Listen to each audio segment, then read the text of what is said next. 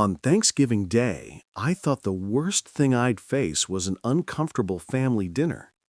But when my own daughter looked me in the eyes and said, "The best gift you could give us is your death," my whole world shattered.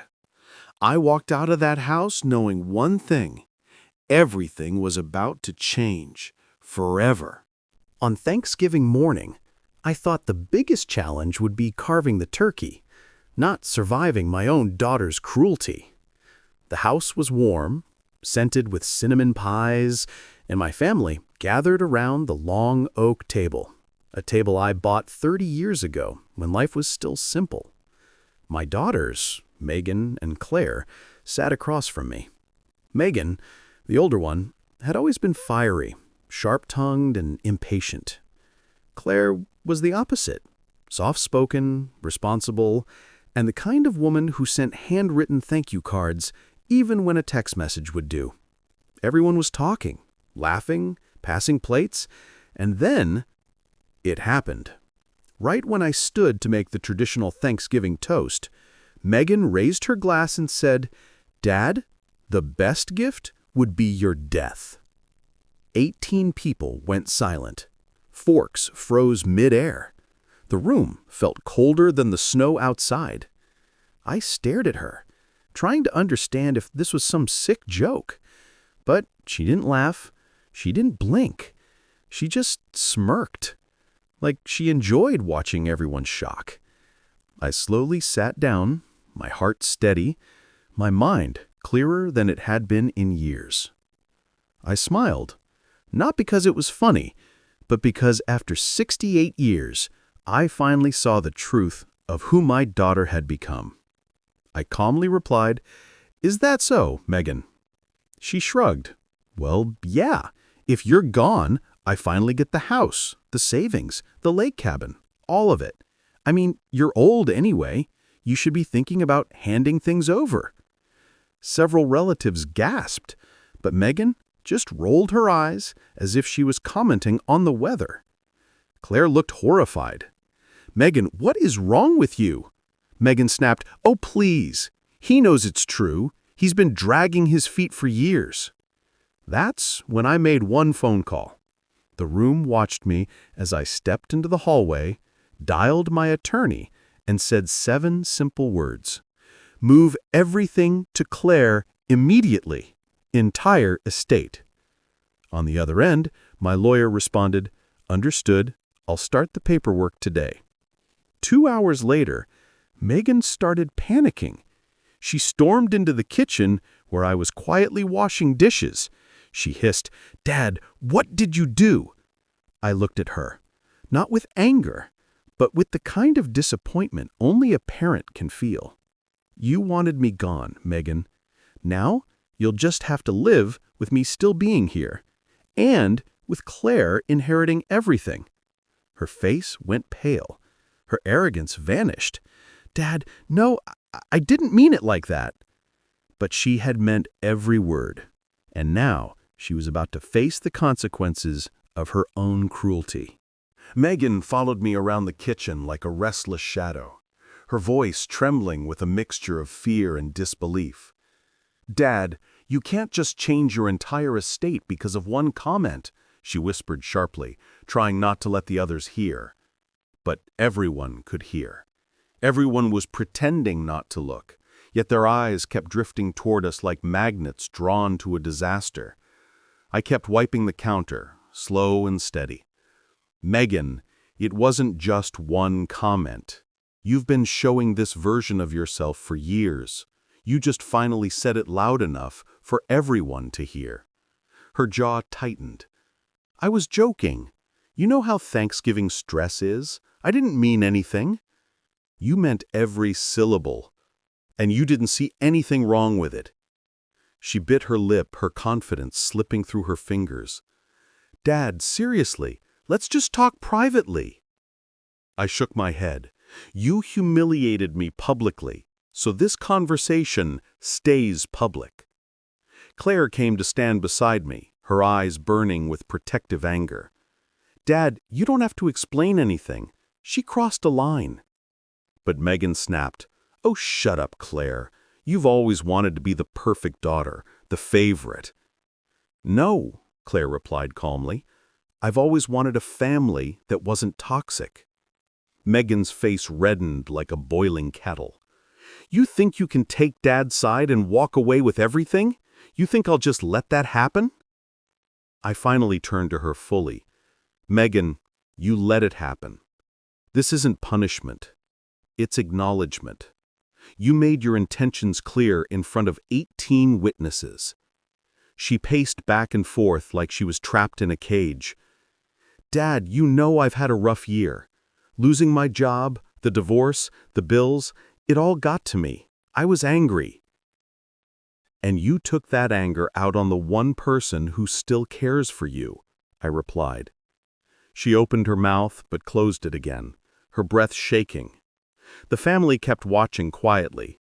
Some tried to distract themselves with pie, some whispered under their breath, but everyone felt the tension floating through the house like smoke. "Dad, please," Megan finally whispered. "I need your help. I didn't mean what I said. I was just overwhelmed." I nodded slowly. "Then why was your first thought about inheritance?" She froze. That silence was the real answer. Claire placed a gentle hand on my shoulder, but I kept my eyes on Megan. "You think I've lived my whole life just to hand you things? You think respect isn't required? Love isn't required?" She swallowed hard, her voice small. "I do love you." "You love what I can give you," I corrected. That hit her like a punch. She sank into a kitchen chair, her eyes glassy. "Dad, I'm sorry." For the first time in a long time, she sounded like the little girl who used to hold my hand at the grocery store, the one who cried when she lost her first pet, the one who used to draw crooked hearts on birthday cards. Maybe that girl still existed somewhere buried under bitterness, fear, and entitlement. But apologies don't erase intentions. I sat down across from her. "Megan, I'm not cutting you out of my life, but I am cutting you out of decisions you tried to rush with cruelty." She nodded faintly, wiping tears that fell faster than she could catch them. But then, things got more complicated.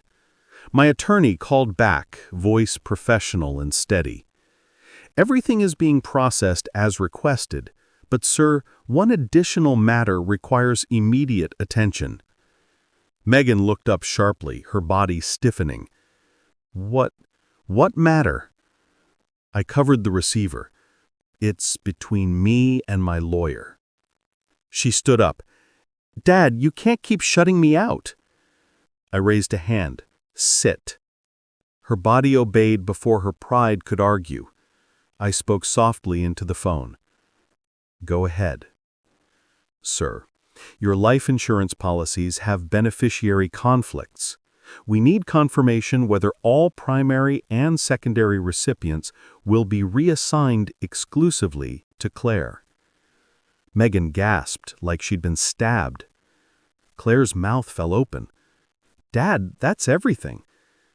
I looked at Megan, the daughter who wished me dead before the turkey was even carved, and then at Claire, the daughter who'd spent the entire morning making sure everyone else had a place to sit. "Yes," I said into the phone, "make Claire the sole beneficiary." The moment I said it, the atmosphere shifted. Megan let out a shaky breath that sounded like a plea for mercy. "Dad, please, no! No, you can't do that. I messed up, I know. I said something horrible, but don't erase me from your life." I didn't look at her, not yet, because this wasn't just about a comment. It was about years of choices she never took responsibility for. But the story wasn't done, not even close. Thanksgiving had just begun, and more truths were about to break open before the night ended. The moment the call ended, Megan collapsed back into the chair as if her legs could no longer support the weight of her own choices. Claire stood frozen, unsure whether to comfort her sister or stay by my side. The relatives whispered louder now, some pretending to check their phones but clearly listening. Every Thanksgiving before had been filled with warmth, football games, and laughter, but this one felt like a courtroom without a judge. Megan finally lifted her head, face streaked with mascara. "Dad, you can't erase me like this, not over one bad moment." I didn't raise my voice. "Megan, this wasn't one moment. This was a confession. You just never expected consequences." She shook her head aggressively. "No, you're taking this too far. You're letting Claire win. You're punishing me." Claire stepped forward. "Megan, this isn't a game. No one wins here. You said something evil." Megan barked a humorless laugh. "Oh, please. You've always been perfect, right? Always the angel." "No," Claire said quietly. "I just never wished our father dead." Megan's breath hitched. Her eyes scanned the room, desperate for someone to take her side. But those 18 witnesses she had bragged about earlier, they weren't defending her now. An aunt muttered, "I can't believe she said that." An uncle shook his head. "I wouldn't blame him if he cut her out completely." Megan snapped, "I didn't ask for your opinions." I raised my hand. "Enough. Megan, this isn't about everyone else. This is about us. You need to hear something you've avoided for years." She stiffened, waiting like a child about to face punishment for the first time. I said softly, "You became someone I don't recognize anymore. Someone angry, entitled, and cruel. You treat life like it owes you something because you struggled. But everyone struggles, Megan. Only some choose to hurt others along the way." Her chin quivered. "I didn't mean any of it." Intentions don't matter when words cut that deep. Silence filled the kitchen again. Then Megan whispered, "Dad, I need help. I'm drowning. I'm losing everything. Can't you see that?" I studied her face, the exhaustion, the fear, the desperation she tried so hard to hide beneath sarcasm. "If you needed help, you could have asked, but instead you wished me out of the way." She bit her lip hard, as if punishing herself. "I was stupid. I was angry. I don't know what's happening to me anymore." I sighed. The truth was, I could see she was lost, but lost doesn't excuse cruelty. And as a father, I had to draw a line or lose myself in the chaos she created. Claire stepped in gently. "Megan, we can help you. But not when you talk like that, not when you sink so low that Dad becomes your target." Megan looked between us, eyes swimming with regret, but also something darker, jealousy. "You always take her side," she spat at me. "Always. She doesn't know what real life is like. She never had to fight for anything." Claire's shoulders tensed, but she didn't respond. I stepped closer to Megan. "Megan, you chose a harder path, and every time someone tried to help, you pushed them away." She slammed her fists on the table. "I fought because no one helped me." The whole room went quiet again. I leaned forward and spoke quietly but firmly. "I paid your rent for 2 years. I covered your nursing school tuition twice when you dropped out. I drove 3 hours every weekend to watch the kids when you said you were overwhelmed, and I still never asked for anything in return, not even respect." Megan froze. The truth hit her so suddenly she stopped breathing for a moment. Claire's eyes softened. This was the part of the story most relatives didn't know, the part Megan always hid behind her loudest complaints. "I wasn't trying to bring up the past, but you need to remember it when you say nobody helped you." Megan opened her mouth, but no sound came out. This time, her tears weren't defensive. They were real. Her voice cracked like thin glass. I didn't know what to do. I thought if I pretended to be strong, I could handle everything. But I'm not strong. I'm falling apart. Claire gently placed a hand on her sister's shoulder. Megan didn't pull away. And for the first time that day, there was a flicker of the sisterly bond they used to have. But the story wasn't done, not even close. Just when things began to settle, a loud knock echoed through the house. Everyone turned. The knock came again, harder this time. Megan's face drained of color. Claire frowned. Who could that be? I walked toward the door, my heart beating slower but heavier. Megan whispered, Dad, please tell me you didn't. But before she could finish, I opened the door, and standing there was someone whose arrival would change the entire night all over again. Standing at the doorway was Officer Daniels, the local police officer I'd known for more than 20 years. His presence alone shifted the entire house into a deeper silence.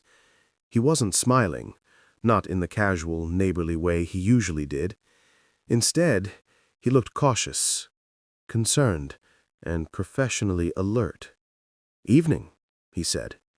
"I'm sorry for interrupting your holiday, but we received a report, and I need to speak with you." Megan shot up from her chair so fast it scraped across the floor. Her voice trembled. A report? About what?" Officer Daniels glanced at her, then looked back at me. "It's best we talk inside." I stepped aside, and he entered. Every relative watched, wide-eyed, holding their breath. He removed his hat, glancing around at the tense atmosphere.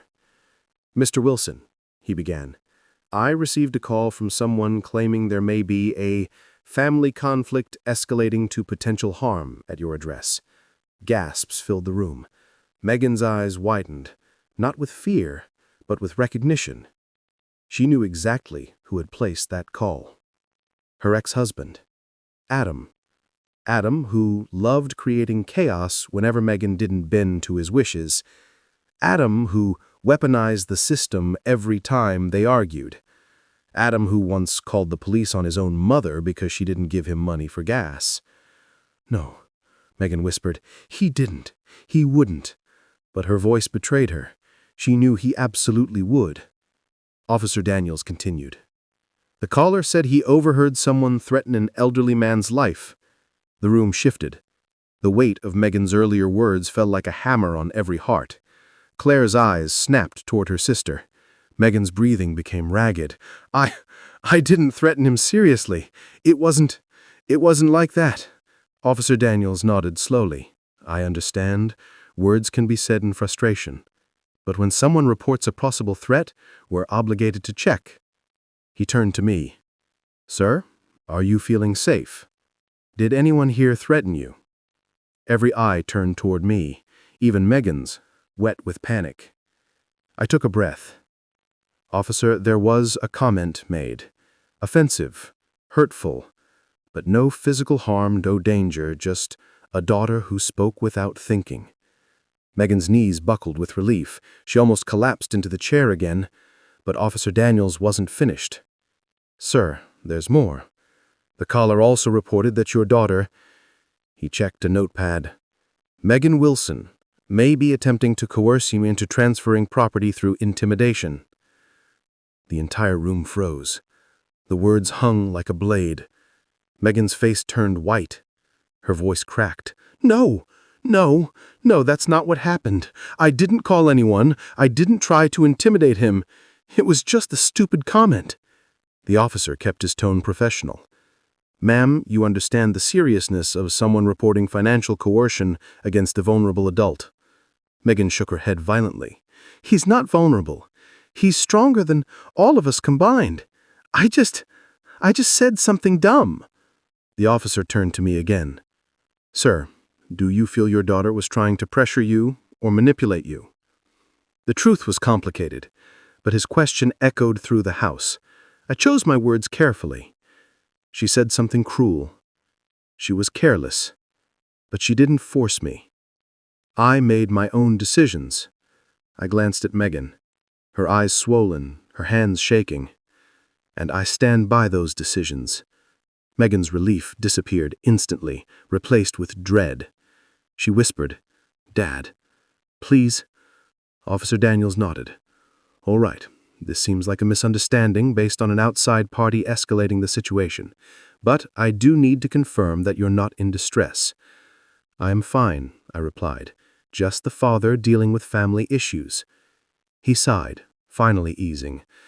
Holidays tend to bring out the worst in some families.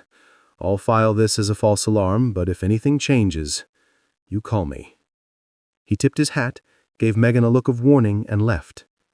The door clicked shut, but the storm inside the house was far from over. Megan turned toward me, trembling with a mixture of fear and humiliation. Dad, Adam is trying to destroy my life. You have to believe me. I stared at her, seeing both the broken woman she had become and the child who once hid behind me during thunderstorms. Megan, I believe Adam called, I said quietly. But everything else, that's on you. She sank to the floor, covering her face. Claire stepped closer, her voice barely above a whisper. Megan, why didn't you tell us he was still causing trouble? Megan looked up, eyes wild. Because no one cares.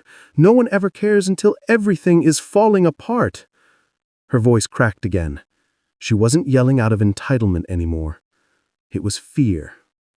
Real fear. And guilt. But before Claire or I could respond, my phone buzzed again. A message from my attorney. I opened it thinking it was a confirmation of paperwork. Instead, it read, Urgent.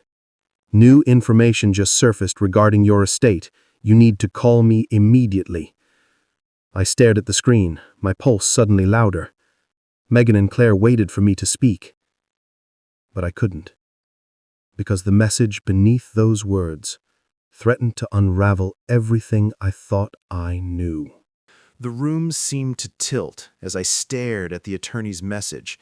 My thumb hovered over the screen, but I didn't open the details yet. I didn't want to, not in front of everyone, not with Megan trembling on the floor and Claire watching me with quiet fear. But they both waited, one desperate, one confused. Dad, what is it? Claire asked softly. Megan's voice was barely a whisper. Please don't say it's about me again. I finally inhaled slowly and pressed the call button. My attorney answered on the first ring, voice tight and unusually serious. Sir, we have a situation, a very unexpected one. I stepped toward the hallway, though everyone still watched me like it was the final verdict of a trial. Go ahead, I said. What's going on? He exhaled.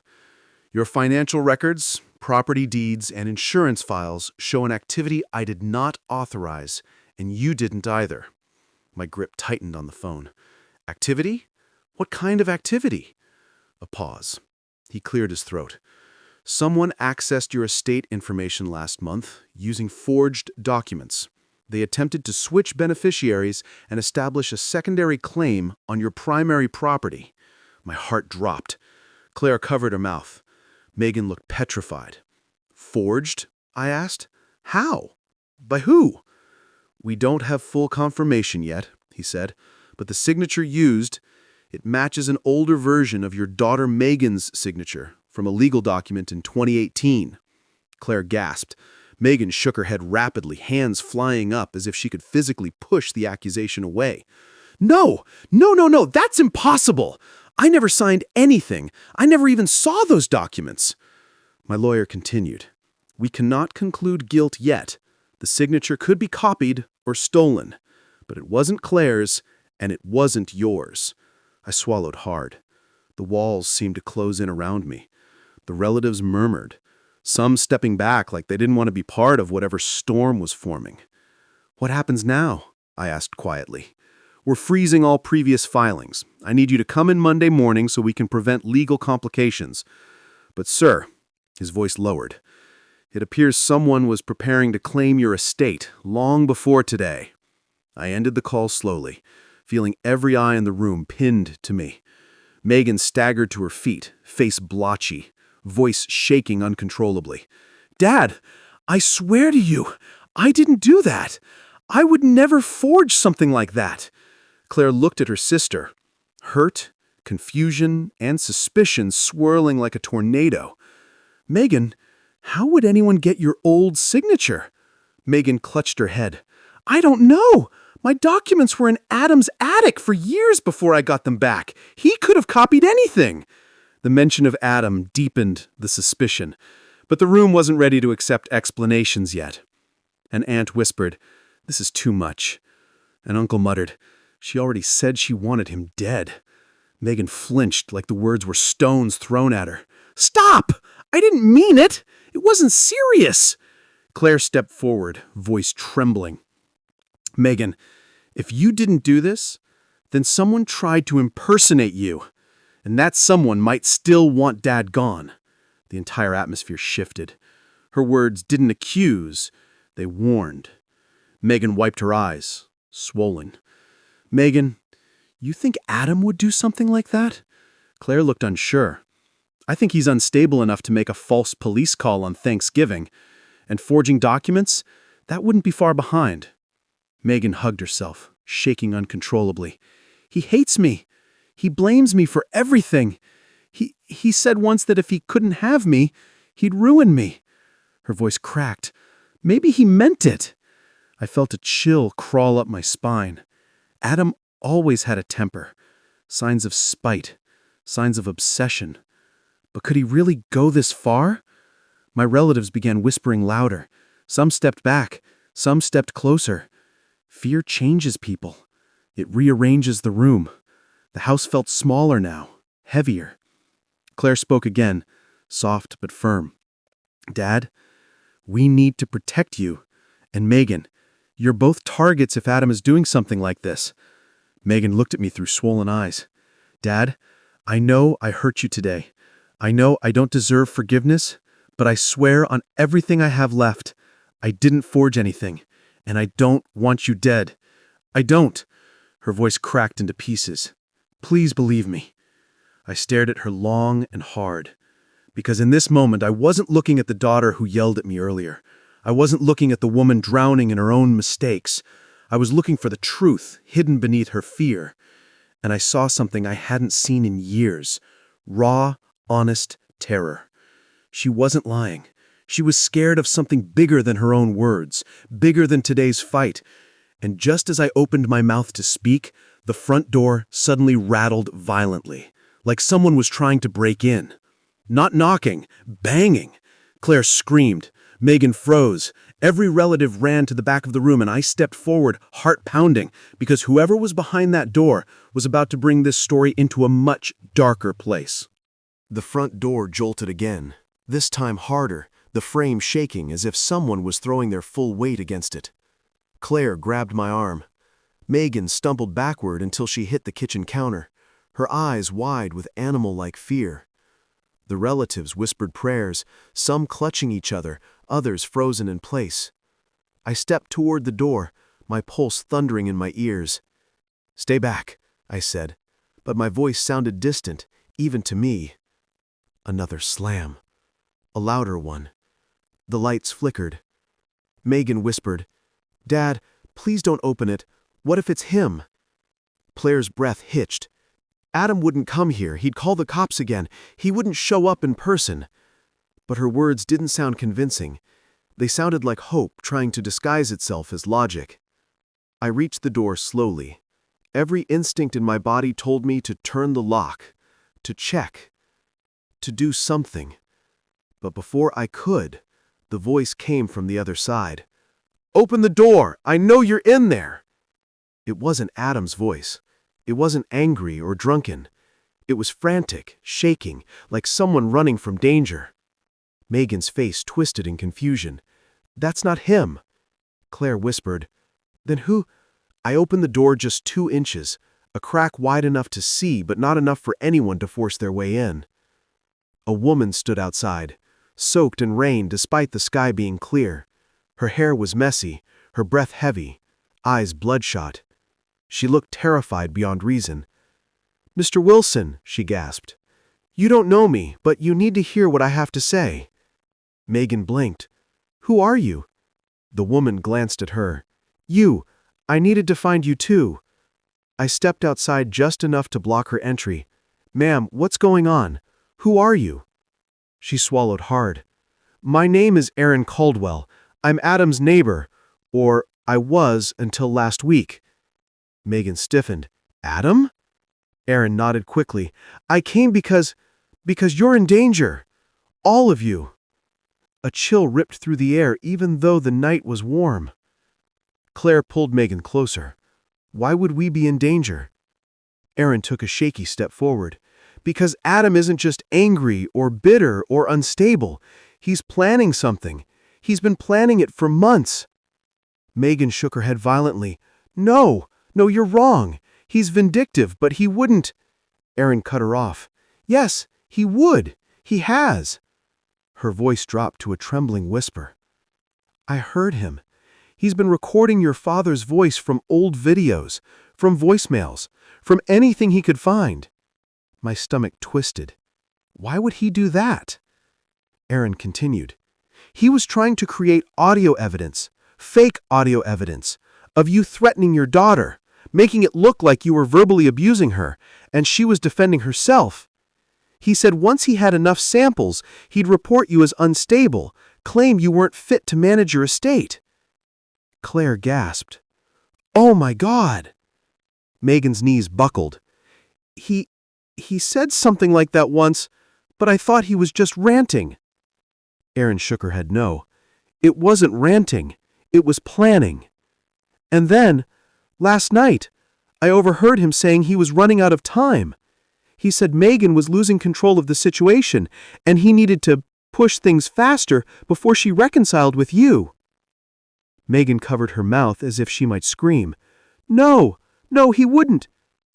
Aaron whispered, He would, and he is. The house behind me fell into breathless silence. Aaron continued. That forged signature, I'm almost certain he's behind it. He's been practicing copying handwriting. He showed it off like it was some sick talent. My mind reeled. Aaron wiped her tears. I came because I couldn't stay quiet anymore. Adam isn't just trying to ruin Megan. He wants control. He wants your assets. He wants power over all of you. And he thinks the fastest way is making you legally incompetent or... She stopped hard, swallowing. Or what? Whispered Claire. Or gone. The air froze. Megan collapsed to her knees, sobbing uncontrollably. Claire stepped backward, one hand over her heart. Dad, this is beyond anything. But Aaron wasn't finished. He's on his way. He left his house an hour ago. I heard him. I think he's coming here. My breath caught. Why here? Aaron whispered. Because he said Thanksgiving would be the perfect moment. Everyone distracted. Everyone emotional. No one thinking clearly. Behind me, the house swallowed the silence like a beast. Megan looked up at me with sheer terror. Dad, we need to leave. We need to go now.